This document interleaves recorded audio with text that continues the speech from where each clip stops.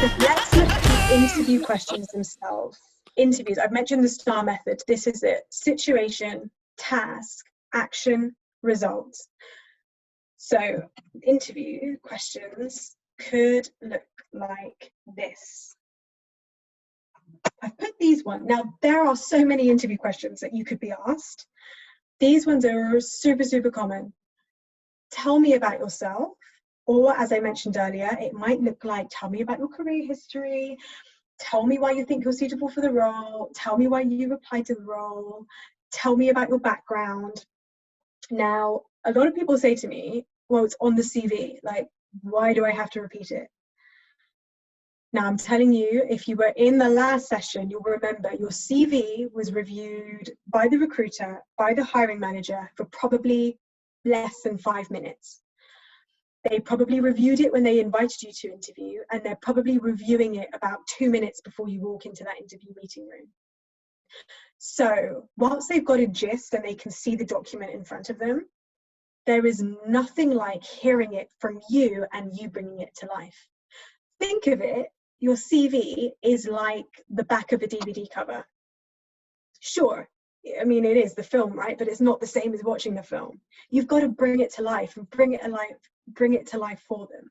So when they say, tell me about yourself, let go of the fact that you've written it all on your CV. You've got to talk to them like you don't think they've ever heard it before. And they probably have never met you before. They don't know you at all. They've literally just met you and they're about to decide if they want to work with you. You want to show up like they didn't even have a CV in the first place. So tell me about yourself. It is 99% certain to come up. And this is the one that you can practice, because if you can nail that answer, you're going to feel so confident for the rest of the interview. You can be present. You're not going to be flustered. You can show up as your confident self and really own it. So tell me about yourself. It looks like normally starts with the most recent thing first, and keep it to no more than 3 minutes. And this is why practicing it really, really helps, because you can time yourself and you will surprise yourself when you do it in front of the mirror, or you do it with a friend, or you even just do it to yourself. But I would say, if you're going to practice it on your own, don't just think it in your mind. Physically say the words out loud in spoken tongue, because there is something to be said for actually saying something out loud than just thinking about it in your head. And you'll surprise yourself. You might not talk enough. You might talk too much. You might not know when to stop. So practicing it really helps. Roughly 3 minutes, and focus on the most relevant things. The second question is, why are you interested in working for us? Now, appreciate you may not know why you are that interested. It might just be a job you applied to and you're surprised you got the interview and you're not actually sure why you want it. You still have to have a good answer. So you've done the research on the company website, on the About Us pages, you've read the job description, you've checked the news, you've read the investor pages, you've got a good idea of the organization. This doesn't mean that you regurgitate everything you know about the organization. The question is why are you interested in working for us?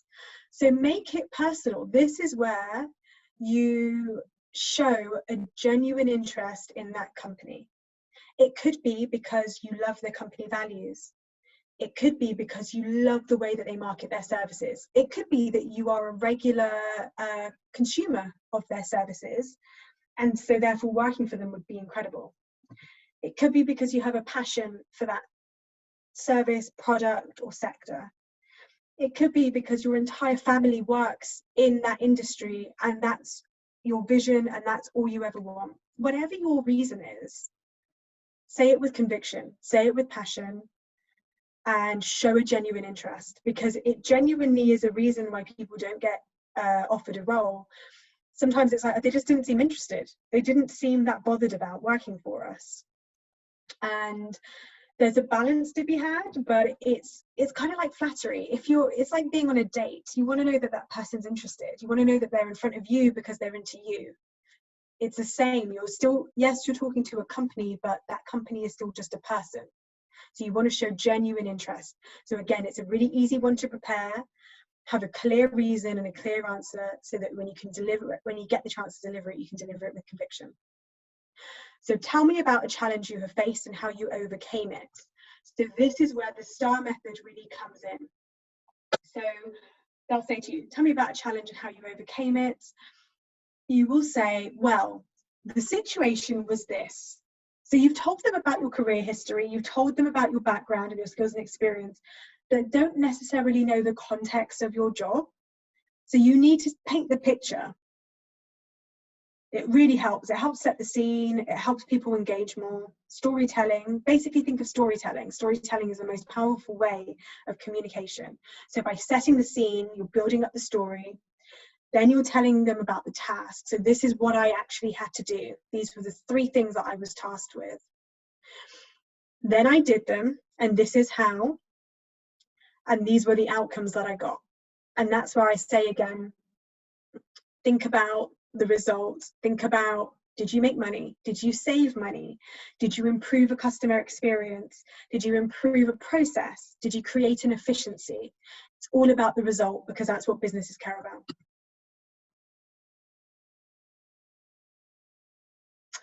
Tell me about your greatest achievements. This could be in your current role, it could be in your education or your extracurricular activities. You could tell them about InsideSuccess at this point. Again, your greatest achievement is not just, oh, my greatest achievement was winning gold medal in a race. It's not just the race, it's about the 50 hours of training that you did beforehand. It's all the blood, sweat and tears that you put into that. It's the commitment, it's the dedication, it's the story behind the greatest achievement. So this is something that sometimes people do. They kind of they don't tell you enough about the story, so you can't get excited with them. So if you do get asked about your greatest achievement, whether or not it's at work or in your education or in your personal life, remember storytelling is really powerful. So tell the story, get them to take that story with you so that they can enjoy the achievement with you. Where do you plan to be in 5 years? Now, this is a tough question, and even now, I don't like answering it because things change. And if COVID has taught us anything, we don't have a clue what's going to be happening in 5 years. So it may come up, it may not, but it's a good one to prepare for. And my advice is make it relevant to the job that you're applying to. They don't need to know what you really, really, really want. They need to know enough to know that you are the right person for this job. It's a slight difference. Remember how I said the CV isn't really about you, it's about them seeing that you can fit the role. It's the same with this one. So what you don't want to say is where I want to be in 5 years is I want to be traveling the world, I want to be running my own business, I want to do a podcast, I want to whatever. The answer is I want to be 5 years progressed in this organization, working my way up the ranks as an expert in this sector, in this industry, in this job role. Unfortunately, that is the answer that you tend to find. They may say to you, tell me more about what your bigger picture is. And that's where you might say, actually, I know this is a global organization. I'd love to be based in Australia in 3 to 5 years in a management role as an expert in my field, but you're still making it about this company and this opportunity. Can you tell me about a time when you have demonstrated anything, teamwork, working in a challenging situation, working independently, working on your own? Can you tell me about a time when you've used your initiative? Can you tell me about a time when you've worked with a difficult customer? So I would recommend that you have a think and just jot down examples of where you've done these different challenges and demonstrated these different things. Why are you interested in a career in this sector, this product, this service? Similar to why you're interested in working for us, but a bit more about the bigger picture. So again, plan for that. How do you think COVID-19 has impacted probably our business or our sector? Or how do you think it's impacted the way that we work with our customers? So you'd be answering it with things like, you've had to go virtual, you've had to be more adaptable, you've had to accommodate clients in new ways. So have a think about the business that you're working in and how they've probably had to change their working practices because of COVID. It's quite a topical question, and it's more likely to come up the more senior you get, but it's a good one to think about. Now, what would your colleagues say are your best qualities? I used to love this question, but I used to change it up. I used to say, what would your best friends say are your best qualities? What will your colleagues say are your best qualities? What would your clients or customers, how would they describe you? Now, a lot of people get caught out by this because they're like, oh, what would they say about me? No. This is your opportunity to share your best qualities. The interviewer is not going to know if that's actually what your colleagues think about you. This is your opportunity to identify your key qualities, your strengths, the things that you're really good at, the things that light you up, and for you to deliver that, regardless of how they phrase that question. It's a funny one because people always get caught out by it and they actually sit there going, oh, what would my colleagues say about me? And you're thinking, God, well, they probably just say terrible things because all we ever do is banter. It's not about that. It's actually about what you identify as your key strengths. If you don't know what your key strengths are, the best way to think about your key strengths are, ironically, what do your colleagues say about you, or your manager say to you, or your friends say about you? What do people come to you for? Why do people back you? Or if people were to ask you for advice, what kind of advice do they normally come to you about?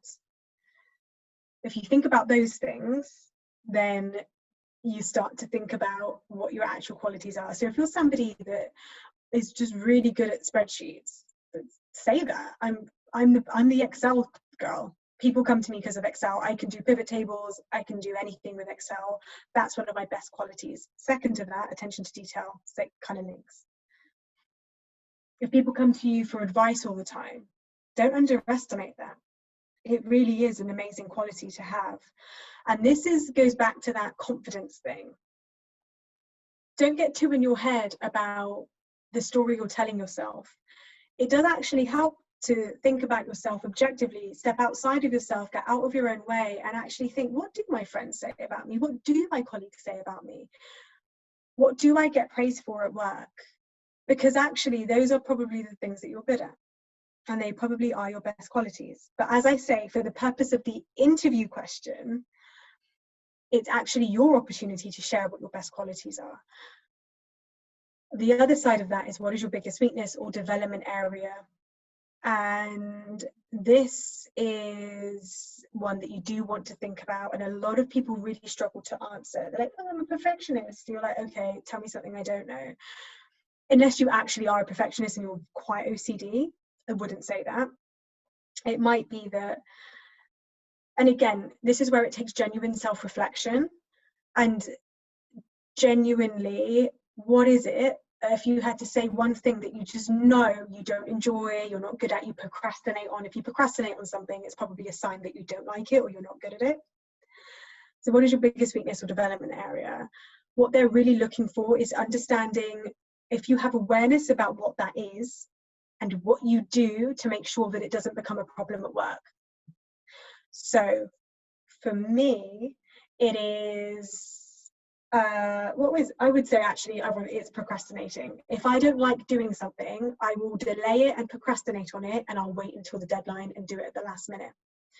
I'll happily say that in an interview, but I won't just say that. I will also say, this is my biggest weakness. However, I'm really aware that that is the case. And one thing that I'm really strict with is my deadlines. So regardless of my enjoyment in this task, I'm very good at committing to my deadlines. So I never let things run over, and I always meet my deadlines. So yes, you're telling them a weakness or a development area, but you're also, without them asking, you're just telling it as it is.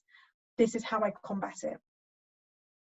Now, that's a good point, actually. With interview questions, the one thing I would say is that do not assume they are going to drag blood from a stone from you.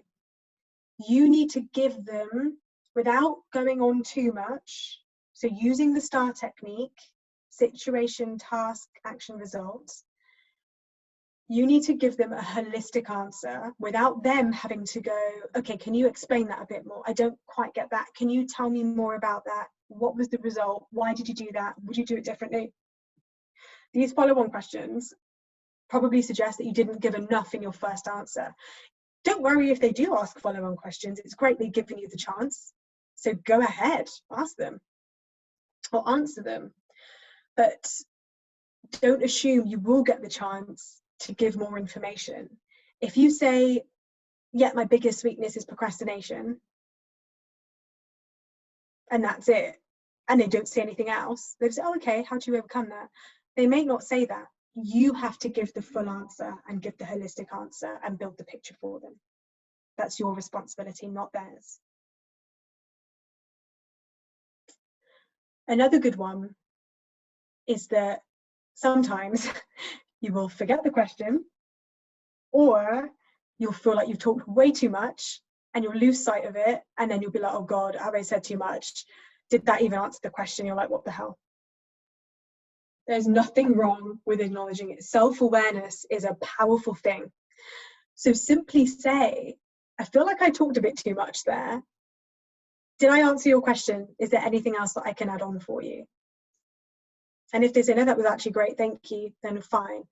If they say, actually, yeah, could you just elaborate on this a little bit more? Don't take it as a bad thing. Take it as another opportunity to show them why you are great for the role. So, an interview, as I mentioned earlier, is a two-way thing. We've gone over slightly, so I apologize. I'll wrap up in a second. An interview is a two-way thing. Yes, they're assessing you for the role, but I remind you, you are absolutely assessing them as well. It is important that you feel that you're going to have an enjoyable working experience working for them. And I know that there is always a balance when it comes to needing to pay the bills and having a sense of urgency when it comes to getting a role. And I would say, if you are ever in a situation where you are financially, or you're in a job and you're thinking, I'm not sure this is making me happy anymore, I implore you, do something about it before it becomes urgent, because it means that you can go into interviews and you can assess them and take your time to have different interview experiences and determine if that job is going to be the right option for you.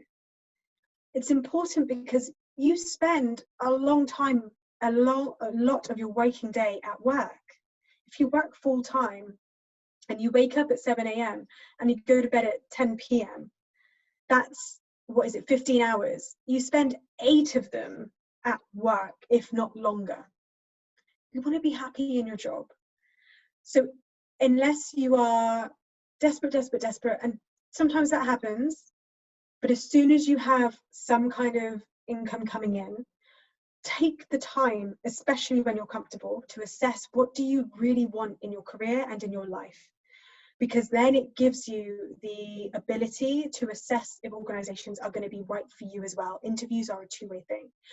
So never ever go to an interview without questions, because it's your opportunity to interview them as well. Normally you get 5 minutes, maybe 10 minutes at the end of an interview, and I implore you to use that time wisely. So questions you might ask them are, what qualities and experience are you looking for in an ideal candidate, and do you think that I meet that? You're basically asking for feedback straight there and then. There is nothing wrong with that. There are so many times in my early careers where I'd go to an interview and I'd be so desperately grateful that I got an interview that as soon as the interview was done, I'd be like, great, thank you, bye. And I'd run out of there relieved it was over. Now that I'm a little bit more confident, and you have every opportunity to be this confident from the beginning. Nobody taught me this when I was starting out. I wish that they did. You have every right, even if this is the first job you've ever gone to take just a minute at the end of the interview and say, thank you so much for your time. I'd love to know, what qualities and experience were you looking for in an ideal candidate? And do you think I meet that? Now, you may not want to ask the question if you're not interested in the role, but if you are interested, seek that feedback. I've made it quite a complicated sentence, to be honest. You could simply say, you know what, I really enjoyed the interview. I do have a question for you though. Do you have any feedback for me? Because that is your opportunity to get feedback. You may not get it after the interview. They should, hopefully, because you've taken your time to do this. But the truth is that unfortunately, you just don't always get that. Ask it in the interview. What feedback do you have for me for this interview? Is there anything that you'd like to feedback straight away? What is the career path for progression for this role? Are there progression opportunities for this role? It's a perfectly reasonable question to ask. People love talking about themselves, and especially if you've had an interview where you feel like you've really got on with them, and in fact in any interview, but where there's been a really good rapport. What do you enjoy about working here? It's a very clever question, because if you can have the interviewers feeling good about themselves when they leave the interview, it's a bit of psychology there, but they will be tricked into feeling like the interview was good. Recency effect, a little bit of psychology play there. But if you can make someone feel really good about themselves when they leave you, remember, people don't remember what you said, they remember how you made them feel. So if you ask them a question about them, why do you enjoy working here? What do you enjoy about working here? And even say to them, hey, you've asked me some great questions. This job sounds amazing. What do you enjoy about this place? If you can get them to get talking and get them excited, they'll leave the interview too feeling really, really good about you. And then make sure you've got all your ducks in a row. When can I expect to hear back? What are the next steps? What are the time frames? You have every right to ask these questions. Now, these questions, you can write them down, and it's perfectly reasonable to bring a notepad into the interview and say, thank you, I do actually have some questions. I've got them written down here. Get out your notepad and then ask the questions so that you don't forget. In the rare instance, they genuinely answer all of the questions, just say it so they don't think that you don't just say, no, I don't have any questions, because it doesn't look good. If you genuinely don't have any questions, say, actually, I did have some questions prepared, but you've answered them all throughout the interview, so I'm actually really happy. I really can't wait to hear back from you. Thank you for your time. And it's as simple as that.